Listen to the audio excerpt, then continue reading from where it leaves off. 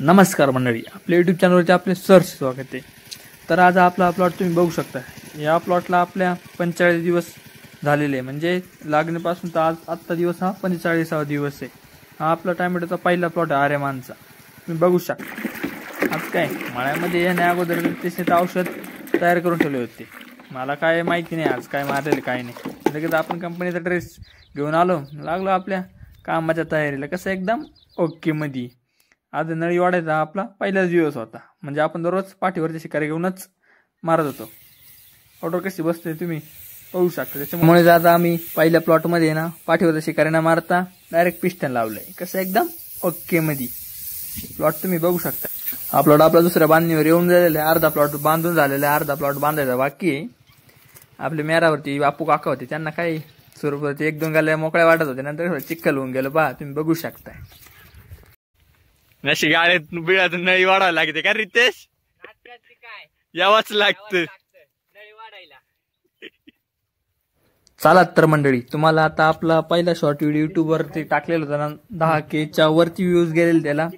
तुम्हाला व्हिडिओ कुठून काढला तर तुम्हाला तर तिथं दाखवतो. आपल्या विहिरीच्या या दगडावरती म्हणजे वरच्या टॉकावर जाऊन तुम्ही व्हिडिओ काढला होता. कसा एकदम ओके मध्ये व्हिडिओ काढला तुम्ही बघू शकता. इथून एकदम सुंदर असं वातावरण दिसतं. आमच्या मळ्याचं पूर्ण हिरवगार दिसतं. पूर्ण मळा आमचा इथून दिसतो हे ढेग्यावरून बघू शकता तुम्ही कसं वातावरण आहे एकदम. व्हिडिओ काय पटकन काढून घेतला. म्हटलं चला नळी येऊन लागली. बापू काका काय मेराला गेली होती तिकडं. चला म्हटलं नळी कशी वाढायला लागते, दम लागतो ते तुम्हाला दाखवतो. आता नळी वाढायला म्हणजे लय जीवावर येते, एकदम चिखल. त्याशिवाय मेरावून वाढायची म्हटलं ते तर नाकेदमच येतं, पण तरी पण मग आपण काय हादरत नाही शेवटी. रितेश मला येऊन सांगतोय मध्ये तरी बरं नळी वाढावं लागते, पण काय अडचण नाही, पण असं मोबाईल पाहायला भेटते. हा म्हटलं का आता काय सांगायचं तुला. मला इकडे हात धुताना करता तुम्ही मेराला येऊन लागत. हात तर फार चिखलाचे होऊन जाते. नळी ओढून झाली का हात धुवायला जायलो का आलो मेरावर का लगेच तुम्ही पप्पा मेरावर येऊन लागतो. तुम्ही पाहू शकता हात कसे. तर तुम्हाला नळी किती लांब वाढायची ते तुम्हाला दाखवतो.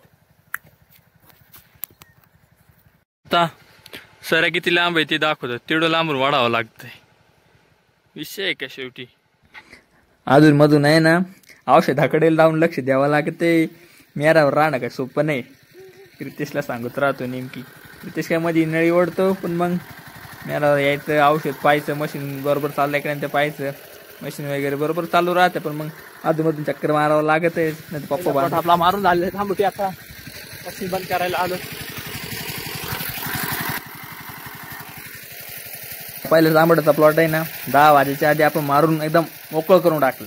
टेन्शन फ्री मध्ये. पावसाचं म्हणजे पाऊस जरी आला तरी औषध रिझल्ट एकदम ओके मध्ये बसून जाईल. बघू शकता आपला पहिला प्लॉट मारून झाला की मशीन वगैरे बंद केला. चला तर तुम्हाला विहीर दाखवतो. तुम्हाला आपली विहीर दाखवून देतो. किती काम झालं, किती राहिले. तिसरा उन्हाळ्यात आपल्या इकडे सूर मारायचा उडीचा व्हिडिओ येईल लवकरच. लवकर विहीरचं काम थोडं बाकी आहे ना, ते पूर्ण झाल्याशिवाय आपल्याला काही सूर मारता येत नाही.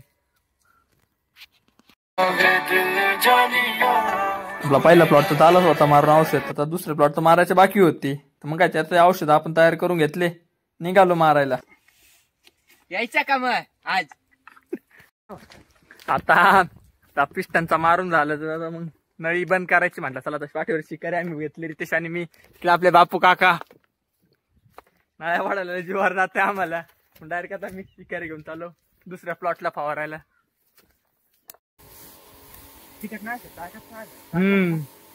आमचा दुसरा प्लॉट आहे.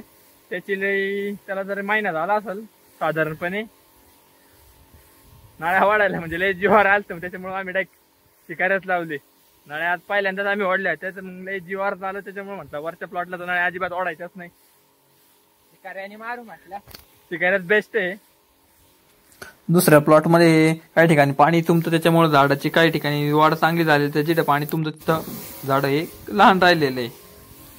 एक नळी ओढायला राहतो तेव्हा एकच शिकाऱ्या चालतं, म्हणजे गण चालतो. आणि 3-4 जण आम्ही अटकून राहतो. इथं 3 शिकाऱ्या चालतात आणि ती घेई औषध मारतात. त्याच्यामुळे हे लवकर उरकण्याचं काम होतं.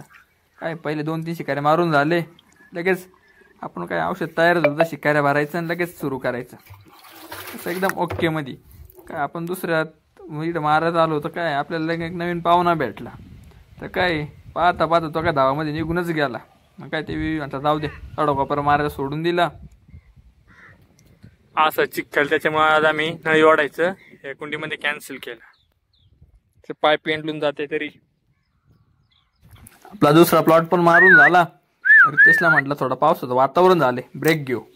मग काय बसलो चाळीच्या गेट समोर खुर्ची टाकून.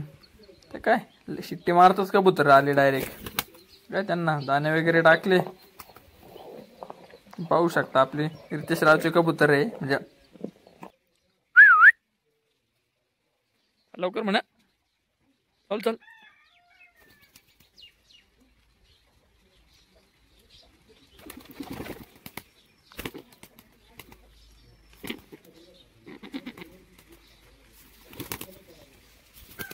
बरोबर.